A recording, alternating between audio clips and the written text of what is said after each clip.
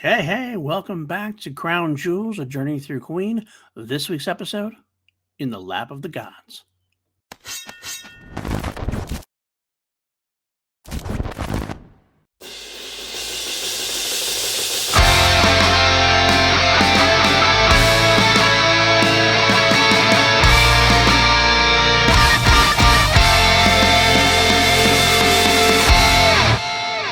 It's me, it's PLD. Welcome to PLD Projects. Welcome to Crown Jewels. Like I said up top, this week we are talking about In the Lap of the Gods. Great song. Can't wait for you to listen to it. Can't wait for you to listen to the live version, and we can talk about them both. This week's episode, a little bit shorter compared to last week's monstrosity. Now I'm Here has a lot of songs to get, a lot of versions of songs to get through. In the Lap of the Gods, not so much, but we will get into them, do a deep dive like we do every week on Crown Jewels. I take you through every song in the Queen catalog, and also I will be including the solo catalog of Freddie, Brian, and Roger, and even John's a few songs that he had. Then we'll go through them, we'll rate them, and when there's different versions, we'll tell you which one is the best version. And you can tell me what you think of the best version as well. But if you are new to the channel, welcome. And please hit that subscribe, hit that like. We're trying to get to a modest goal of 500 subscribers. We would really appreciate any help that you can give us in that direction. Without any further ado, I say we get right into the notes and quotes, and then we'll listen to the first original version from the Sheer Heart Attack album. Let's start. In the Lap of the Gods, written by Freddie Mercury.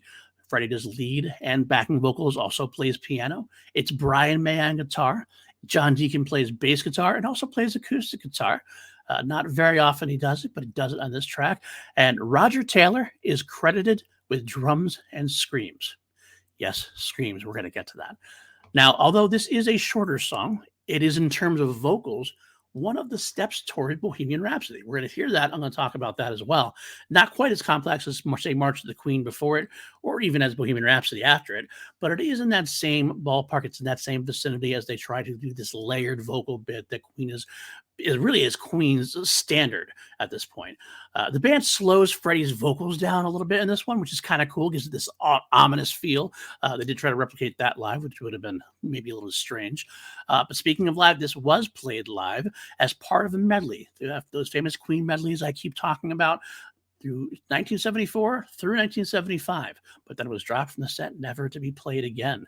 So it's been quite a long time since we've heard a live version if In the Lap of the Gods. I kind of think we're not going to hear it again. That's my own guess. Who knows? One last talk. We have a quote about this song from Freddie Mercury, the BBC in 1977. He says, "I was beginning to learn a lot on Sheer Heart Attack. We were doing a lot of things which were to be used on future albums.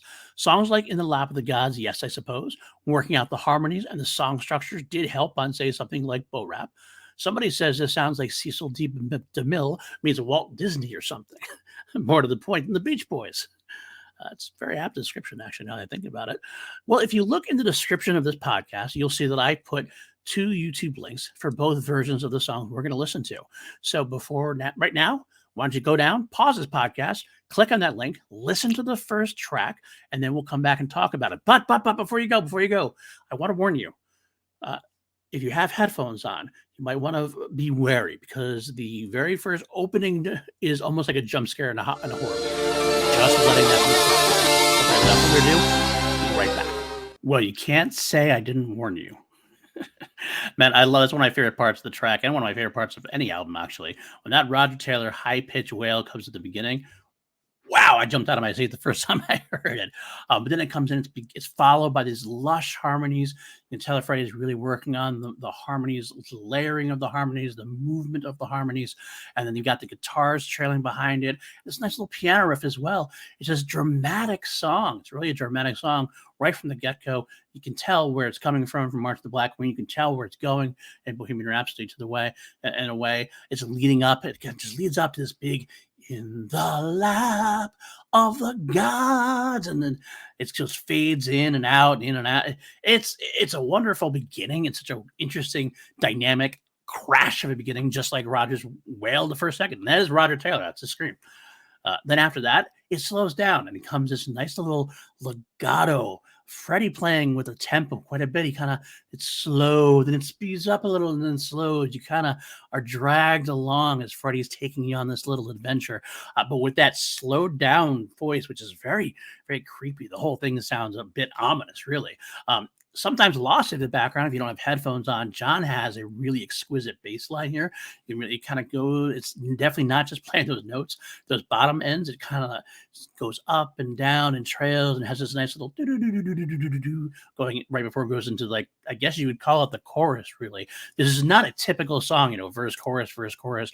It's basically the beginning section, this little slow section, and then there's the chorus section until they start doing this kind of trail out for the rest of the song, which has Roger come back with these amazing ahs, like high ahs, and in the lap of the gods again. It's some of the great Roger Taylor backing vocals that really make. I'm a sucker. If you don't know this by now, I'm a sucker for Roger Taylor's backing vocals. This is one of the reasons why I love it so much. It kind of trails off, and we get into this like little boom, boom, ba-doom, boom drum at the end, boom, boom, ba-doom, boom, because it's getting you ready. Almost ready, not quite ready for the next track, which is, spoiler, the rip-roaring Stone Cold Crazy. You can imagine boom, boom, boom, boom, and then right into that speed thrash of a song that Metallica even covered. That's next week. But this is a cool version. I definitely like this one a lot. I hope you did. We got one more version to play on this week's. I did want to touch base real quick. Some purists or somebody who is a completist, there is technically one alternative version. There was an error version. Hollywood Records released a version when it released its album in 1991. It had a little bit of an error at about 22 seconds, and I want to say, where they omitted some backing vocals. It's not enough to do. It's not enough to listen to separately. It's just not much. I wouldn't go search it out at all. It's not that big of a deal. If you're a completist, sure. I mean, I do have it because I wanted to hear it, but it's not worth listening to, not worth ranking, and not going to be the crown jewel at all. So that's where we are for that version. So now we're moving on to In the Lap of the Gods, Live at the Rainbow 1974. It is a medley format, so slightly truncated, but still definitely a cool listen to. We'll see if it is more the crown jewel than the studio version. Let's find out. Down that below in the description, there's that link to the YouTube video. Click on that and then come back. Don't worry about it. Not quite the same beginning, so you won't have to brace yourself. But go listen to it and come back. We'll talk about it more. I live my life for you. And there you have it. Live at the Rainbow 1974. This is, again, I remind you, it's a medley. It's the beginning of the medley. So that's why you get the count in without the Roger wail, unfortunately. It also does skip the beginning section. When they do these medleys, they tend to cut out parts of the track, or they decide to cut out this section, which makes sense. It is probably the most complex section to try to recreate live with the wall of harmony type vocals they had. So they decided to do it a different way. They get the count in, they get the little beginning section, they go right into that slow legato Freddie playing. No effects on his vocals, so it's much more of a straight through version, which is cool to hear. It's very unique that way. And in fact, I like having it as an alternative. He does still sing it pretty low. Brian actually does some excellent guitar work here live. It's very subtle, but it sounds like a violin pretty much. It's kind of this nice little play through. It's nothing strumming. It's just a string section in a way. It's really a great accompaniment as a nice alternative version. Again, it's more instrumental. They don't do a lot of the backing vocals of this. Actually, in fact, there's no real backing vocals during this. There's no In the Lap of the Gods parts that's in, like I said, in the studio version. It's basically all Freddie doing stuff for the most part, which, again, it's kind of cool, kind of a unique way to hear it. But we do get Roger coming back in at the end with his high ahs. He doesn't do the wail, but he does do those high ahs while he's drumming. Very floating on top of everything. Very impressive live that he gets up there while he's drumming. Definitely has the chutzpah to do it. Does it well. I love Roger Taylor's backing vocals. He's wonderful for that. Again, it does start off the medley though at that point, and in just if you're not aware, if you want to know, it goes into Killer Queen next, which is an interesting version if you want to hear the rest of the Live at the Rainbow album. It's a great version. But is it the crown jewel? The time has come now. We have both versions. I've listened to. I don't know. What are your thoughts? What do you think the crown jewel version is? And before I tell you what mine is, I'm going to give it a ranking. We always go from 1 to 11 here on PLD Projects. So out of 11, what do I give in the lap of the gods? Well, I love this song. I love this song quite a bit. I know I've got given a lot of high numbers recently, and I feel like you're probably asking yourself, you're a Queen fan, you're biased. When are you going to find something you don't like?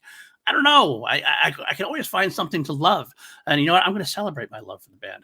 I love the drama here. I love the stepping stone towards Bohemian Rhapsody.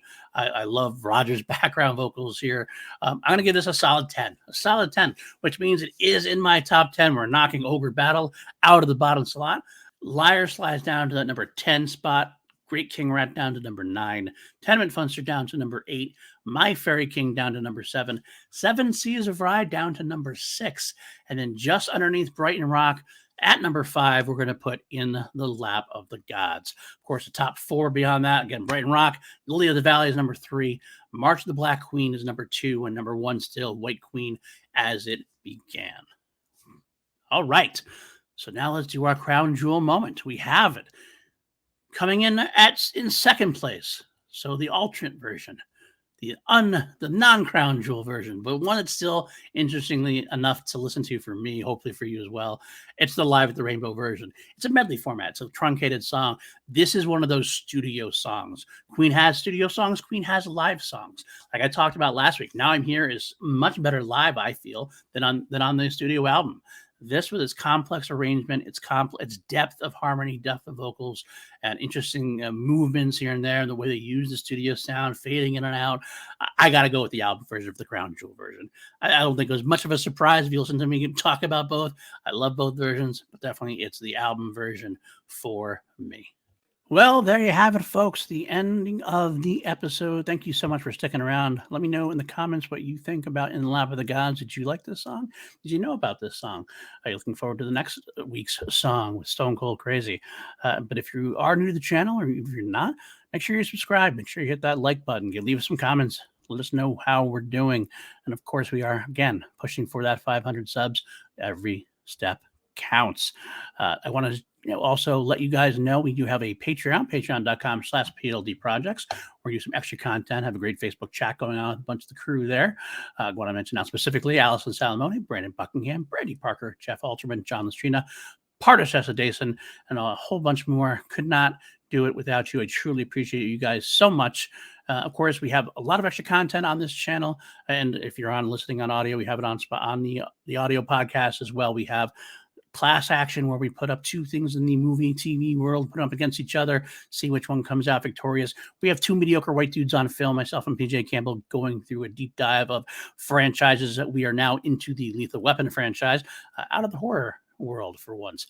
And also, of course, we do have Holy Snokes, Maddie Gunner and I, doing a Star Wars podcast. So excited to be talking Star Wars. Bad Batch season 2 is going on right now. We're reviewing that. We got Mandalorian coming out, and season 3 coming out soon. We're going to be reviewing that. It's a lot of fun. Stick around.